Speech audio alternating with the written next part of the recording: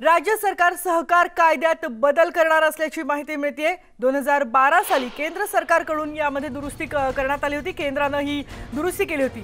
97वी घटना दुरुस्ती होती ती आणि त्यानंतर राज्याने या कायद्यामध्ये बदल केला होता। सुप्रीम कोर्टाने घटना दुरुस्ती रद्द केली आणि त्यामुळे आता कायद्यात पुन्हा बदल करण्याची गरज आहे। येत्या हिवाळी अधिवेशनात या कायद्यामध्ये बदल होणार आहे। या मसुद्यासाठी अभ्यास गट नियुक्त केला जाणार आहे। राज्य सरकार या सहकार कायद्यात आता बदल करणार आहे आणि काय मसुदा असावा नेमका त्याबद्दल एक अभ्यास गट नियुक्त केला जाईल। 2012 साली केंद्र सरकारने याची दुरुस्ती केली होती। सहकाराच्या संदर्भामध्ये केंद्र सरकारने आणि रिझर्व्ह बँकेने बँकिंग रेग्युलेशन ॲक्टमध्ये काही सुधारणा केलेल्या आहेत आणि त्याचा परिणाम हा नागरी बँकांच्यावर, जिल्हा बँकांच्यावर,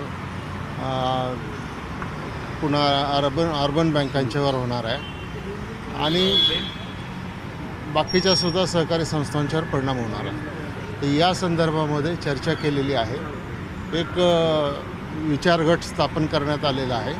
त्यांच्या अहवालाच्या नंतर मग आवश्यक ते कायद्यामध्ये सुधारणा करण्याच्या संदर्भामध्ये चर्चा करण्याचा विषय मंत्रिमंडळ त्या ठिकाणी करेल। त्याचा तर साधारणतः 3 महिन्याच्या आतमध्ये हे बदल व्हावेत अशी अपेक्षा आहे आणि त्या दृष्टिकोनातून प्रयत्न राहणार आहे।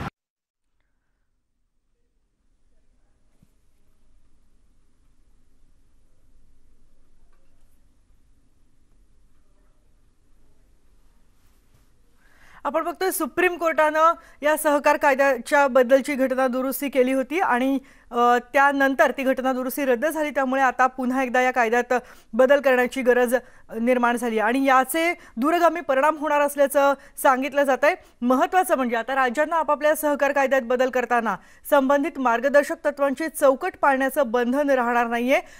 त्यामुळे राज्यासाठी ही एक चांगली गोष्ट समजली जाते। एक वेगळा अभ्यास गट याचा मसुदा तयार करण्यासाठी नियुक्त केला जाणार आहे आणि येत्या हिवाळी अधिवेशनामध्ये आता याबद्दल हा मसुदा मांडला जाईल असं सांगितलं जात आहे। घटना दुरुस्तीची प्रक्रिया पार न पाडल्याचा ठपका ठेवत 97वी ही घटना दुरुस्ती सर्वोच्च न्यायालयाने रद्द केली होती आणि गुजरात न्यायालयाचा निकाल सर्वोच्च न्यायालयाने यावेळेला कायम ठेवला होता।